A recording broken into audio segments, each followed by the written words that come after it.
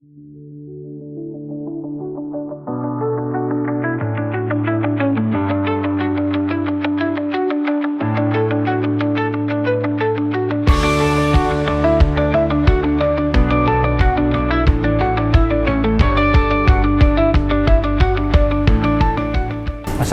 warahmatullahi wabarakatuh.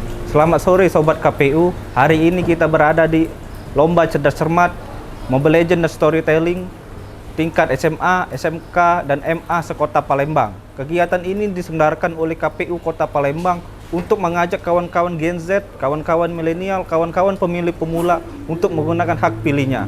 Acara ini diselenggarakan di Utopia Collaboration Space dari tanggal 5 sampai tanggal 12 September 2024. Oke, sebelum itu saya ingin mengajak kawan-kawan untuk mengecek hak pilihnya di DPT online.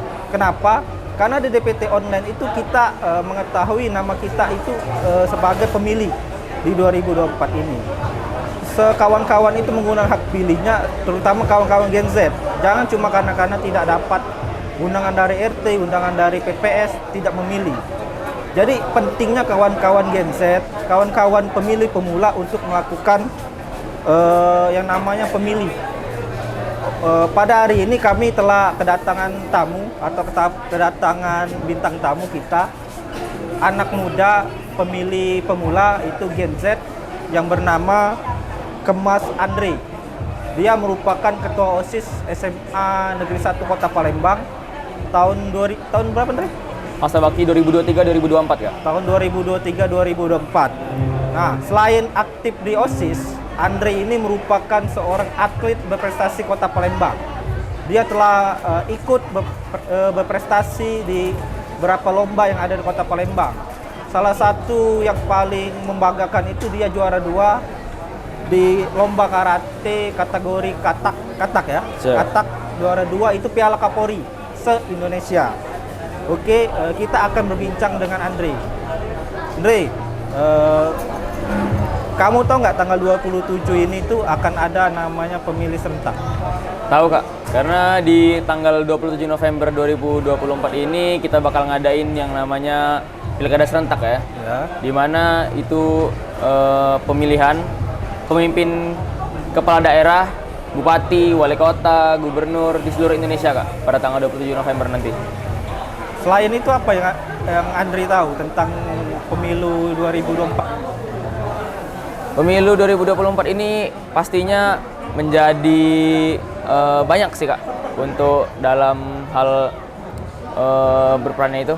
Karena sebagai generasi Z ini kan pertama kali Kak memilih pada tahun 2024 ini. Karena kan 2019 kemarin kami belum cukup umur Kak. Jadi ini baru pertama kali untuk kami, baru pertama kali Kak. Di pileg kemarin? Belum Kak? Belum. Jadi ini Baru perdana untuk memilih Kak, benar. berarti sudah tahu belum cara-cara memilih atau apa namanya ke TPS lagi milihnya cak mana tuh tadi? Kalau untuk saya sendiri sih Kak, untuk tata cara sudah tahu Kak ya, karena berapa kali kan keluarga, ngelihat saudara selalu ikut mendampingi Kak ke TPS. Jadi sudah menyaksikan bagaimana cara memilih, bagaimana datang ke TPS itu sudah tahu Kak. Berarti KPU sosialisasi ya? Bener Kak? Berarti sudah paham kan? Sudah paham Kak? Memilih kan, karena yang kita tahu bahwa pemilih Gen Z, pemilih pemula itu tinggi. Bener Kak? Karena dominan. Benar. Jadi suara kalian itu menentukan. Benar Kak? Gimana Anda menyikapi itu? Untuk menyikapi hal itu Kak, karena memang benar yang Kakak bilang tadi, sebagai generasi Z dan generasi milenial ini kan sebagai penduduk terbanyak Kak ya, di Indonesia pada saat ini, didominasi oleh Gen Z dan generasi milenial.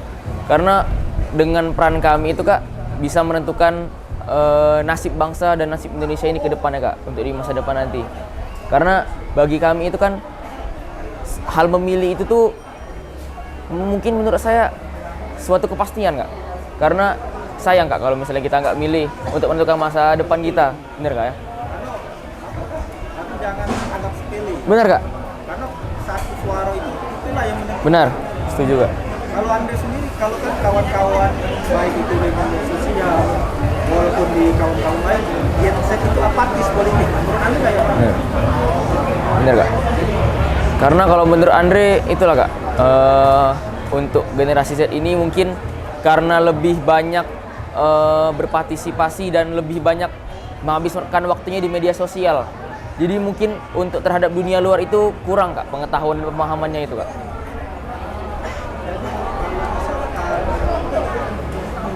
Ada kandidat atau ada bakal calon, Anda akan menunjukkan visi apa ke mereka untuk Gen Z sendiri? Apa yang akan Anda harapkan ke mereka? Yang akan saya harapkan Kak ya untuk mewakili seluruh Gen Z Kak ya, lebih memperhatikan siswa dan pekerja Kak ya. Jadi jangan terlalu cepat untuk menyimpulkan bahwa kebijakan yang mereka lakukan itu belum berhasil misalnya Kak. Jadi kita harus lihat dulu, ternyata kebijakan yang telah dibuat ini ternyata efektif gak sih diterapkan di sekolah. Contohnya kayak kemarin kan selama ini yang kita lakukan itu kan Kak, menerapkan kebijakan kurikulum K13 Kak biasanya. Nah kebetulan ketika Andre masuk SMA pertama kali tahun 2022 itu ada kebijakan baru yaitu kurikulum merdeka Kak. Jadi kami sebagai pelajar untuk bisa dibilang angkatan pertama lah Kak di kurikulum merdeka itu masih agak mungkin bingung sebenarnya apa kurikulum merdeka itu Kak dan apa tujuan pemerintah untuk membuat kebijakan kurikulum merdeka ini Kak. Seperti itu Kak. Kita tahu bahwa namanya politik itu ialah dia bisa mengontrol semua lini, Benar Kak. termasuk di pendidikan. Benar. Jadi itulah kenapa kawan-kawan Gen Z, kawan-kawan pemimpin jangan melakukan atau apatis.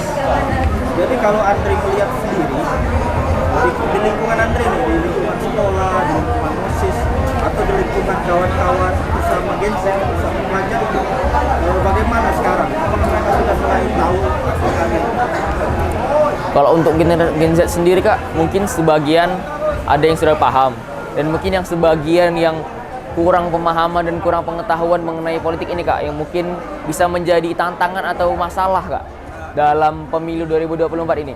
Karena kalau bisa dibilang itu Kak, kita ini kan sebagai Gen Z itu lebih banyak berperan dan lebih banyak bersosialisasi di media sosial Kak. Jadi mungkin entah dari memang para calon kandidat yang kurang menyelam dan kurang melakukan kampanye di wawasan kami, atau memang kami yang kurang pemahaman dan pengetahuan terhadap mereka itu Kak. Jadi kawan-kawan Gen Z ini mengulangi Benar Kak, benar. Benar. Atau mungkin pemerintah atau KPU bisa melakukan sosialisasi Kak ke sekolah kami, agar kami sebagai pelajar itu, terutama yang sebagai seperti angkatan Andre ini kan baru pertama kali memilih Kak.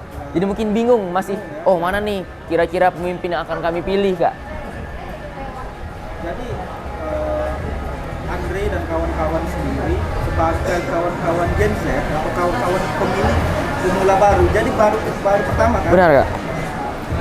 Kan itu ada namanya Andre pemilih partisipatif. Jadi pemilih partisipatif itu pemilih yang bukan cuma datang ke TPS. Nah. Dia mengawasi jalannya pemilu, pelanggaran pemilu, dia pokoknya bukan lebih dari sekedar pemilih. Bagi Andre sendiri pemilih partisipatif itu bagaimana? Kalau menurut Anda sendiri pemilih partisipatif itu, jadi kita itu dituntut mungkin Kak ya, sebagai pemilih dan pencoblos itu bukan hanya sekedar datang ke TPS, mencoblos lalu pulang Kak.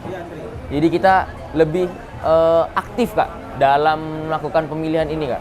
Jadi kita tidak hanya datang ke TPS lalu pulang gitu Kak. Jadi kayak mungkin pada umumnya mungkin Kak seperti itu Kak.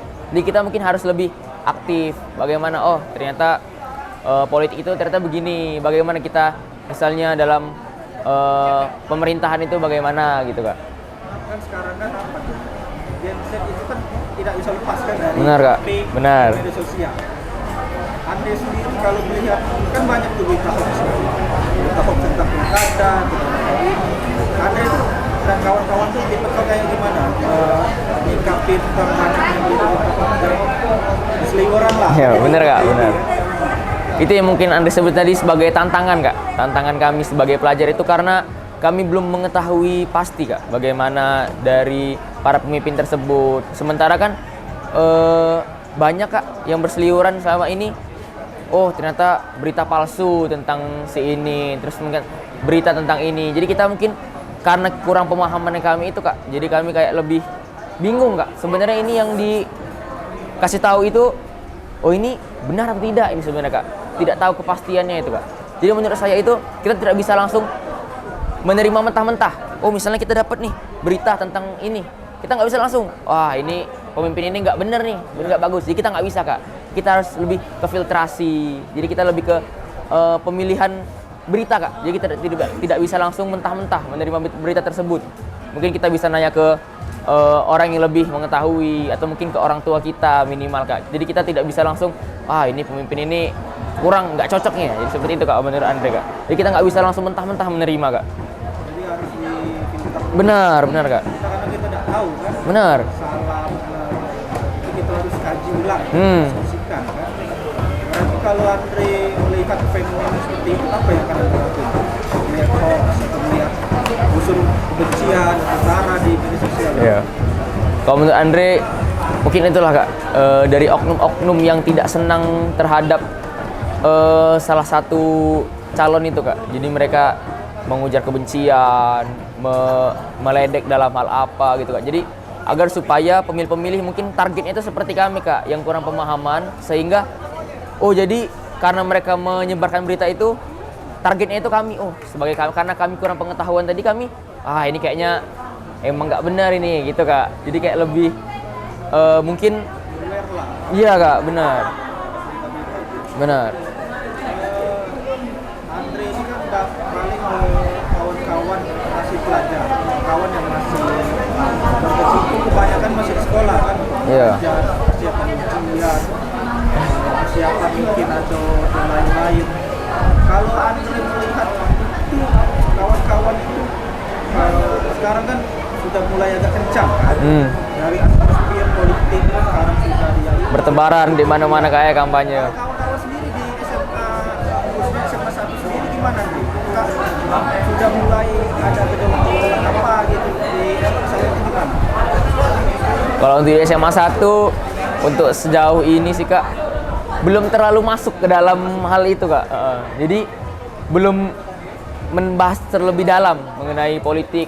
Kira-kira nak milih siapa gitu nih kak, biasanya kan kalau saya itu kak. Biasa itu kak mengutarakan pendapat masing-masing. Ternyata calon yang ini begini. Jadi sebenarnya bisa saling mengutarakan pendapat dan saling bertukar pikiran kak sebenarnya. Siapapun itu pasti terbaik kan? Benar. Kan kawan-kawan dari Gen Z itu pasti akan menggantikan kami nanti. Kami yang milenial naik, Gen Z nanti menggantikan kami. Benar kak. Sehingga pemimpin ke depan kawan-kawan Gen Z juga yang Benar. memimpin, kan? Benar kak. Jadi tetap pilih kawan-kawan yang jadi satu. Benar kak. Untuk mensukseskan pilkada ini. Benar. Kalau melihat Andre, kawan-kawan itu gimana tuh? Andre kan sebagai ketua OSIS nih, berarti uang lingkupnya bukan cuma sekolah dong. Iya. Masih kawan-kawan yang OSIS yang lain. Bagaimana sih kalau misalnya ada kawan-kawan itu terpapar mungkin perpecahan atau dia menimbulkan kerusuhan besar lain-lain? Bagaimana sih Andre bisa meredam itu sebagai, kalau kita sebut tokoh pelajar, Tokoh pelajar. Tokoh pelajar itu gimana? Kalau menurut Andre kak, kita sebagai pemilih kak ya, karena kita negara demokrasi kak, yang pasti kita mempunyai hak pilih masing-masing kak. Jadi kita bebas mau memilih calon yang ini, memilih calon ini, dan juga pasti itu tidak lepas dari perbedaan pendapat kak. Misalnya Andre milih calon ini, kakak milih yang ini. Nah kalau menurut Andre itu kak, kita bisa kak mendukung dan mendukung pemimpin tersebut kak. Tapi mungkin dengan cara yang tidak, kita nggak meledek mereka, tidak pemimpin yang ini nih, ini kak. Jadi benar kak. Jadi karena dengan hal itu makanya biasanya kadang ada perselisihan kak. Jadi pendapat yang ini begini, pendapat yang ini begini. Jadi kayak intinya jangan saling ngatain dan jangan, pokoknya harus saling respect aja sih kak terhadap pemilih. Benar kak. Jadi kita boleh mempunyai calon pemimpin yang berbeda, tetapi kita harus tetap satu tujuan kak, untuk membuat Indonesia ini lebih maju ke depannya kak.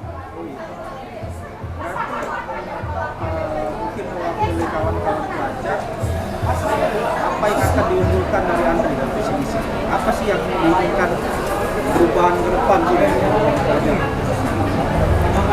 Kalau untuk perubahan ke depan itu Kak, menurut Andre lebih ditekankan mungkin ini Kak ya, lebih ke pemerataan fasilitas sekolah Kak. Karena yang kita ketahui ini kan tidak semua sekolah yang ada di Palembang itu memiliki fasilitas yang sama dan memiliki mungkin kualitas pengajar mungkin Kak yang sama. Jadi mungkin terlihat agak sedikit dompleng Kak di antara satu sekolah dengan sekolah yang lain. Jadi mungkin agak lebih disamaratakan Kak, benar. Jadi tidak hanya terpaku pada sekolah ini saja Kak. Dan juga pemerintah tidak hanya terfokus pada sekolah ini aja. Jadi tidak membeda-bedakan dengan sekolah yang lain Kak.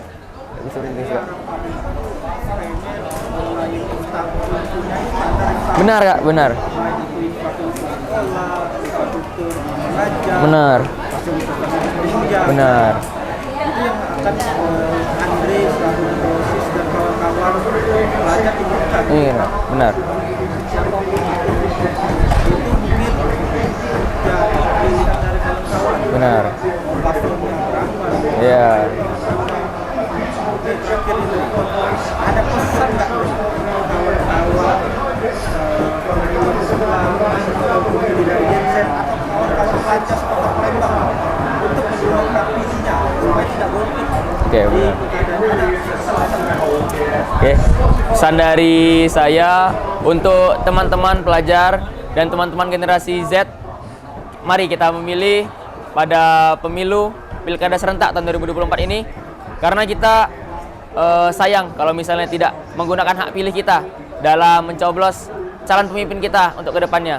Siapapun pemilihnya nanti pastinya akan membuat Indonesia ini akan lebih maju dan saling berkembang lagi. Terima kasih Kak. Itu sih Kak.